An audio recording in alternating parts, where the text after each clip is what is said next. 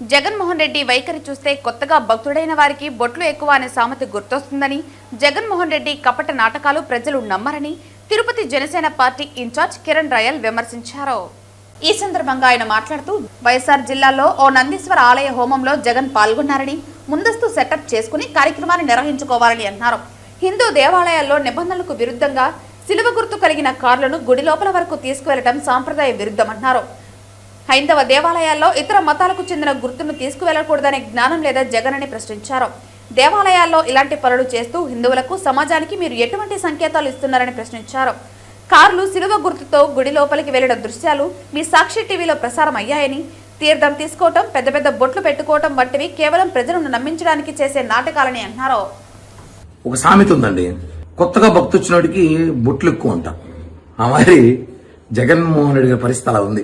రెండు రోజుల క్రితం వైఎస్ఆర్ జిల్లాలో ఒక నందీశ్వరుని ఆలయానికి ఓపెనింగ్కి వెళ్లారు. అక్కడ ఒక హోమం చేశారు, యజ్ఞం చేశారు, ఏవో చేశారు, ఏవేవి నటించారని చూసాం.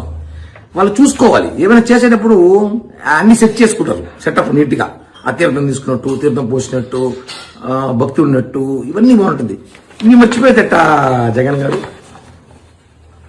ఇది చూసారా, మీరు వెళ్ళిన కార్లలో సులువుని వేసుకుని ఏసుక్రీస్తుని, అంటే మేము ఏ మతాన్ని మేము గురించి మాట్లాడడం లేదు, మీరు చేస్తున్న పనులు ఇవి.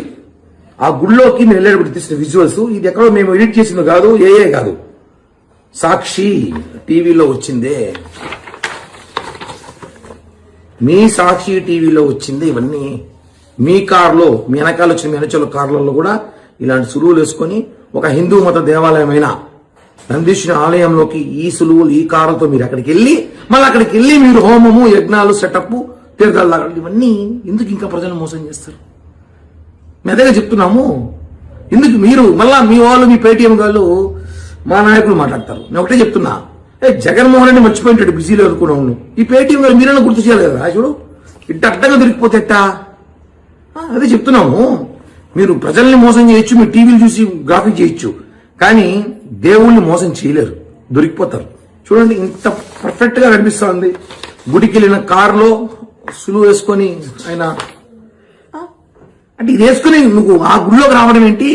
మరొకసారి హిందూ మనోభావాలు దెబ్బతీసే విధంగానే ఉంది కదా. హిందువుల దేవాలయంలో ఏమని సంకేతం ఇస్తున్నారు మీరు?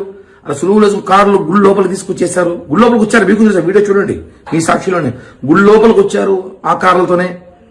ఏం మెసేజ్ ఇస్తున్నారు అసలు? మళ్ళీ వాడు కూర్చొనేమో తీర్థం తాగినట్టు, బొట్లు పెట్టుకున్నట్టు, ఇవన్నీ ఇదిగా చెప్పేది. కొత్తగా భక్తి వచ్చినట్టు బొట్లు ఎక్కువ అనేసి.